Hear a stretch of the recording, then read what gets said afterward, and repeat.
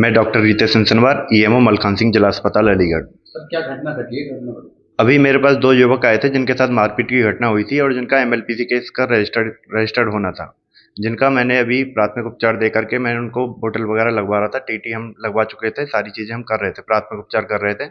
उनके साथ के कोई 2 युवक आते हैं और वो मेरे को धमकी देते हैं कि हमारा काम क्यों नहीं हो रहा है जल्दी। मैंने उनको बताया कि आपका इलाज चल रहा है। हाँ, फिर वो हमको अपने विधायक के धमकी देते हैं, शहर विधायक अलीगढ़ की। फिर उनके पीआरओ का मेरे को कॉल आता है, वो मेरे से गाली-गलौज करते हैं और जान से मारने की धमकी देते हैं। हाँ, और मैंने बस उनको ये बोला था कि आप अगर इलायची या तम्बाकू कुछ भी खा रहे हैं तो आप बाहर जाके खाएँ या थूक कर आ जाएँ और जो भी है आपका बैठ जाए, कोई दिक्कत नहीं है मेरे को। उनके द्वारा मेरे को फिर धमकी दी गई है और अब मैं इमरजेंसी में काम करना भी बंद कर रहा हूँ। तो सर कौन सी पार्टी से बता रहे थे वो अपने आप?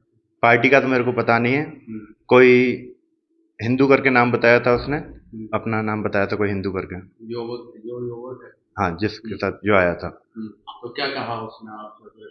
वो मेरे को जान से मारने की धमकी दे रहे हैं और वो मेरे को बता रहे हैं कि अलीगढ़ में रहना है तो उनके हिसाब से रहना होगा, सारी चीज़ें ये सब इस हिसाब से आपसे सर पे कोई जबरन काम कराने का प्रयास किया गया उनके द्वारा? जबरन काम का तो प्रयास नहीं किया गया था, लेकिन मेरे को बताया था कि उनके फादर आ रहे हैं, तो अभी 5 मिनट तक रुक जाइए, जिनकी एमएलपीसी अगर आप कर रहे हैं तो उनके 5 फादर आ रहे हैं, तो वो आके बताएँगे सारी चीज़ें। आपके द्वारा जो एमएलपीसी के लिए आया था उसके लिए उपचार दिया गया था पूरा? जी सर। अब अभी सर ये इन लोगों ने क्या धमकी दी आपको? क्या इमरजेंसी पर आपने सेवाएँ समाप्त कर दी? वो मेरे से फ़ोन पे गाली-गलौज कर रहा है और मेरे से ये कह रहा है कि हम आपको दिखाते हैं, सारी चीज़ ताकत हम दिखाते हैं ये आपको। कौन है जो आपसे गाली-गलौज दे रहा है? ये कोई विधायक के यहाँ से कोई कॉल आया था मेरे को। पीएमओ है। जी। अभी इमरजेंसी सर चालू है बंद है? नहीं सर, मैं बंद कर चुका हूँ। ठीक। आपने पुलिस को इन्फॉर्म किया है इस मामले को लेकर? मैंने बन्ना देवी में इन्फॉर्मेशन दे दी है। पुलिस आई है? हाँ जी। पुलिस अब तक क्या कार्रवाई कर रही है? पुलिस अभी देख रही है, सारी चीज़ें सहयोग कर रही है। क्या मामला हुआ है? देखिए, मेरा नाम हर्षद हिंदू है, मैं युवा मोर्चा में महानगर मंत्री हूँ। और आज मैं मलखान सिंह में दो पक्षों में एक मारपीट हुई थी महेंद्र नगर में, जिसमें एक पक्ष की गंभीर चोटें थी, जिसकी सिफारिश के लिए या जिसकी सूचना पे मैं यहाँ आया। मैंने यहाँ आके देखा तो डॉक्टर साहब यहाँ नहीं थे, लगभग 1 घंटा हो गया। मैंने स्टाफ से पूछा डॉक्टर साहब कहाँ हैं, तो स्टाफ का कहना था कि सीएमएस साहब को रिपोर्ट देने गए हैं। फिर भी मैं 10 मिनट बैठा रहा। फिर मैंने अपने लड़कों से पूछा मैं कितनी देर हो गई भैया, 1 सवा घंटा हो गया। फिर मैंने डॉक्टर साहब कहाँ मिलेंगे पूछा, तो डॉक्टर साहब सामने वाले कमरे में बताई। मैं अंदर गया तो डॉक्टर साहब मोबाइल चला रहे थे, कैंडी क्रश खेल रहे थे जिसमें। मैंने डॉक्टर साहब से निवेदन किया, मैंने कहा आपका ही नाम रितेश जी है? बोले हाँ मेरा ही नाम रितेश है। तो मैंने भैया वो 2 बहुत गंभीर चोटें हुई हैं, एक बार उनका इलाज देख लीजिए। तो बोले मैं आता हूँ 2 मिनट में। फिर भी उन्होंने 5-7 मिनट लगा दिए, वो आए। मैं फिर अंदर गया, उनके स्टाफ ने मुझसे बैठने के लिए कहा, जो सारी चीज़ सीसीटीवी फुटेज में रिकॉर्ड होंगी सरकारी कैमरों में। मैं बैठा। मैं बैठने के बाद डॉक्टर साहब 2-3 मिनट काम करा, उन्होंने फिर मुझसे बोले कि ये गुटखा बाहर खाइयो, बाहर चल। तो मैंने फिर उनसे कहा, मैंने भैया ये गुटखा नहीं, इलायची खा रहा हूँ। बोले जो भी खा रहा है इसको बाहर खा। मैंने कहा आपका टॉकिंग ऑफ वे बहुत ख़राब है, आप डॉक्टर हैं और मैं इलायची खा रहा हूँ, आप प्यार से कहेंगे तो मैं चला जाऊँगा। बोले तब तक काम नहीं करूँगा जब तक तू बाहर नहीं जाएगा। तो मैंने कि आप इस तरीके से बात बंद करिए। अरे सीएमएस को फ़ोन कर, इंस्पेक्टर बना देवी फ़ोन कर, इसको बुला और ये बाहर स्टैंड वाले लड़के जो इन सबको बुला। मुख्यमंत्री मैंने अपना जब परिचय दिया तो बोले कि मैं मुख्यमंत्री से नीचे बात नहीं करता, मुख्यमंत्री का कोई आदमी हो तो उससे बात करा। तो मैंने कहा आप तो बहुत बड़े लोग हैं, तो मैंने कहा आपके आगे सीएमएस भी कुछ नहीं है। बोले तू मुझे ये मत बता मैं कौन हूँ क्या नहीं हूँ, चौधरी हूँ मैं राजस्थान का। तो मैंने कहा आप धमकी मत दो मुझे, आप यहाँ नौकरी करने आए हो, नौकरी कीजिए, समाज का काम करने आए समाज का काम करिए। बोले तू मत बता मुझे समाज का काम कैसे करना है कैसे नहीं करना।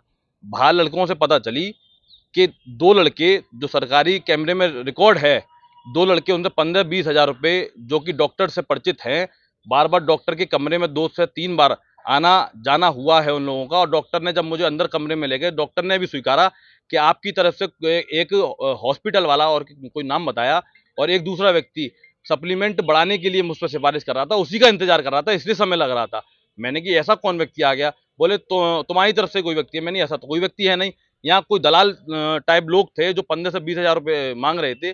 जैसे ही मैं पहुंचा उन्होंने मेरी शक्ल देखी, यहाँ थोड़ा गर्मा गर्मी टाइप चीज हुई है, जो भी डॉक्टर साहब ने माहौल बिगाड़ा, उसको देख के वो दोनों तीनों दलाल भाग निकले। सरकारी कैमरों में उन दोनों दलालों की फुटेज आ जाएगी। डॉक्टर साहब से 3 से 4 बार जो उनके कमरे से निकलने की फुटेज है वो आ जाएगी और डॉक्टर साहब का जो व्यवहार है वो भी आ जाएगा। हम चाहते हैं कि ऐसे डॉक्टर जो जनता भगवान का रूप डॉक्टरों को देती है, ऐसे डॉक्टर मुझे नहीं लगता कि कहीं भगवान का रूप होंगे। डॉक्टर का आरोप है कि आपने किसी के फोन के माध्यम से उनको धमकी तक दिलवाई है। मैंने जब डॉक्टर साहब मुझे गालियां दे रहे थे, मैंने अपना परिचय दिया तो मैंने माननीय शहर के विधायक श्रीमती मुक्ता संजीव राजा जी की पीआरओ को फ़ोन किया। मैंने कि भाई साहब, हाँ, एक कार्यकर्ता होने के बाद भी डॉक्टर साहब ऐसी-ऐसी भद्दी-भद्दियाँ मुझे पूरे समाज के सामने बक रहे हैं, तो उन्हें मेरी बात कराइए। तो उन्होंने अपना परिचय दिया होगा, जो मुझे उन्होंने बताया, मेरे फ़ोन में रिकॉर्डिंग भी है, जो उन्होंने मुझे बताया कि मैं अमित ठाकुर बात कर रहा हूँ, पीआरओ शहर विधायक का। बोले हाँ बता। तो उन पीआरओ बताने के बाद भी डॉक्टर साहब का जवाब था कि हाँ बता। तो उन्होंने कहा अमित ठाकुर बात कर रहा हूँ पीआरओ, क्या हाँ बता। इस बात को लेके अमित जी ने कहा कि हर्षद हिंदू युवा मोर्चा का पदाधिकारी है, भाजपा का पदाधिकारी है, थोड़ा कोऑपरेट कीजिए कि तू मत बता मुझे कैसे करना है, कैसे नहीं करना। इस बात के लिए आप अमित जी से भी बात कर सकते हैं, अमित जी बता देंगे क्या क्या बात हुई, क्या नहीं बात हुई।